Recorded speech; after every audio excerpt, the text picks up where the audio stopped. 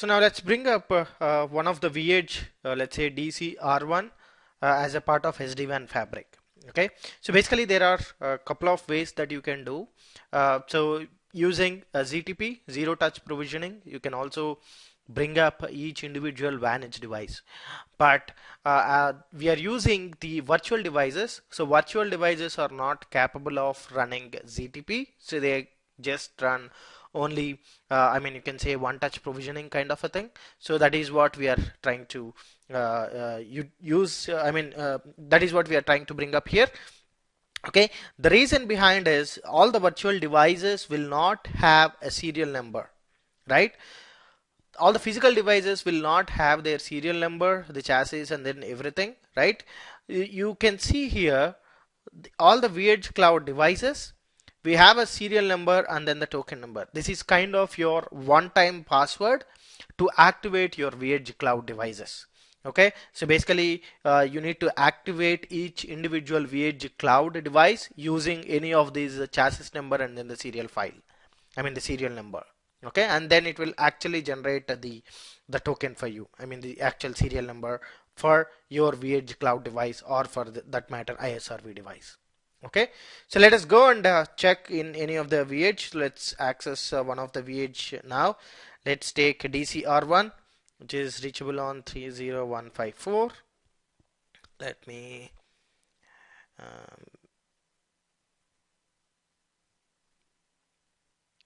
I'll take this 30154.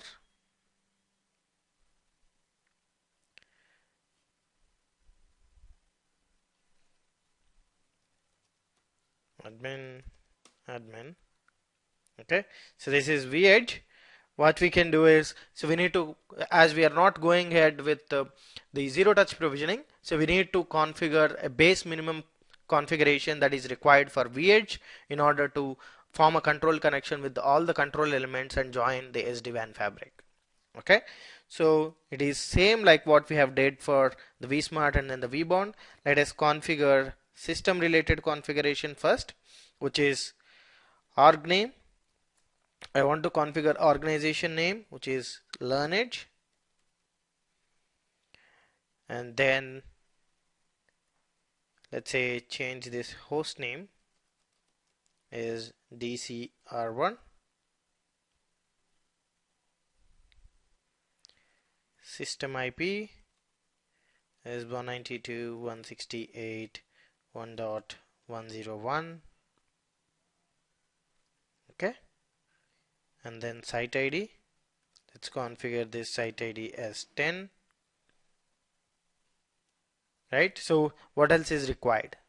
So we have configured the system related configuration using organization name, host name, system IP, and site ID.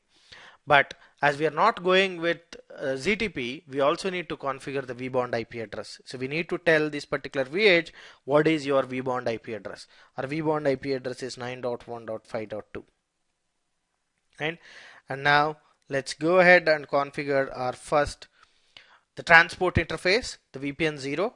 So let's go here. Our transport interface is 9.1.1.2. I mean the interface is gig 00. The IP address for that interface is 9.1.1.2, and the gateway is 9.1.1.1. Right? So now let's go ahead and configure that. Interface GA0/0. IP address 9.1.1.2/24. Okay, no shut. And if you look at this, should be a tunnel interface, right? And then we need to configure internet as the color for this. Okay, so this is my tunnel interface. So color will be, I'll configure this as biz internet, and then encapsulation IPsec. That's it, right? And then we need to configure our routing. Let's put a static default route /0 pointing to 9.1.1.1. That's it. Let's commit. So apart from that, we are not going to configure any other thing. For example, we have the second transport interface G0/1, and we have a LAN side interface which is Z0/3. All these things we are going to configure using a template in upcoming videos.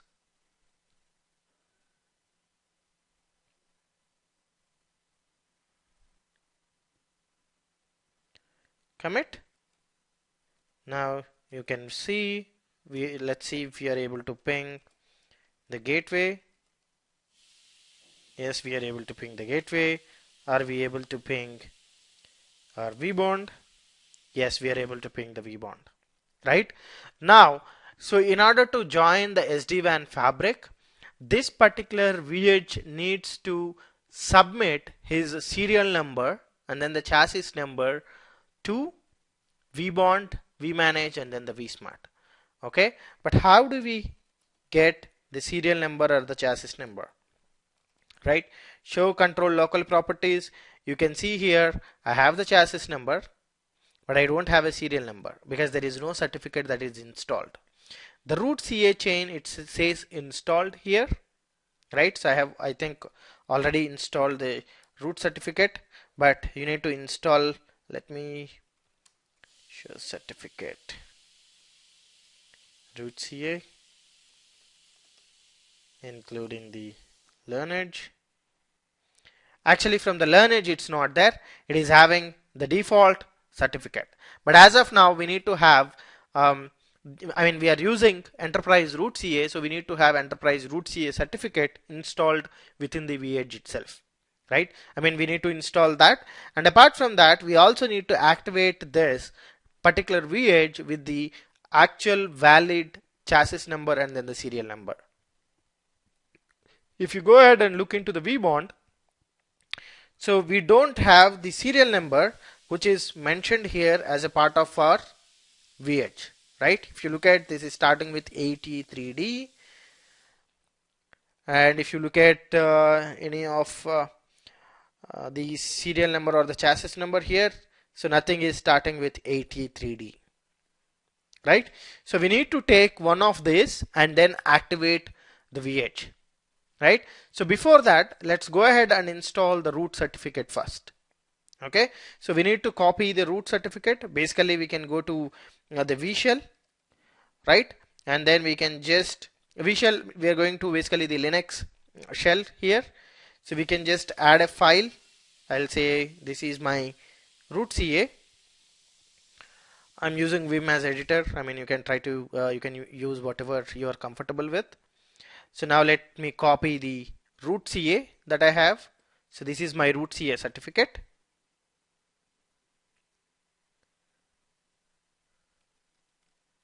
Okay, now I will come back. I'll come back to normal mode and then install. So request request root cert chain install. The actual directory path for this is /home/admin, and then we have the file root CA. Now you see we have installed the root CA successfully. If you go ahead and check from the lineage, excuse me, so we have the root CA that is installed, right? Now it will not form any of the control connections yet. You can see there are no control connections established from this particular VH, right? So what we need to do, so we need to activate the VH with the chassis number and then the serial number. Okay, how do we do that? Request VH cloud activate. So basically this step is not required for any of your physical devices, as they have their own chassis number and serial number built into their physical board. So basically the physical device, right? So request VH cloud activate, and then we need to put our chassis number. So let's take anything from the vmanage. So let's configure, let's copy one of this. I'll just copy the chassis number. Okay, so if you are not comfortable copying directly from here, you can also download. You can see option here, you can download the complete chassis file, the serial file, and then you can copy it from there. Okay, and then we need to put the token. So token is, let's copy the token now. So these are basically your license files. Okay, so now we have activated. Now we can verify that show control local properties is where you can see we have this particular chassis number. Look at this, and then we have this particular token number. So we have added. Now it will try to reach all the controllers. Okay, so you can see, let's see, show control connections now.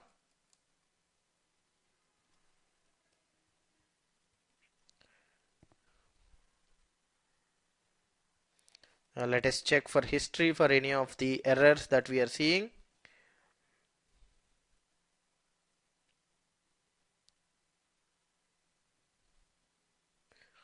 It says certificate is revoked. Okay, so let us wait for some time. Let us see if it forms. Now you see it formed the control connections with all the control elements, right? vBond, vManage, and vSmart.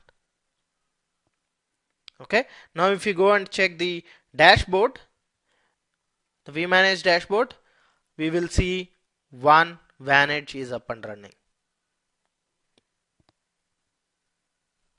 Okay, so this is how you manually bring up the device, the VH cloud device, or even the physical device if you are bringing, if you are not using zero touch provisioning as a process for your branch bring ups.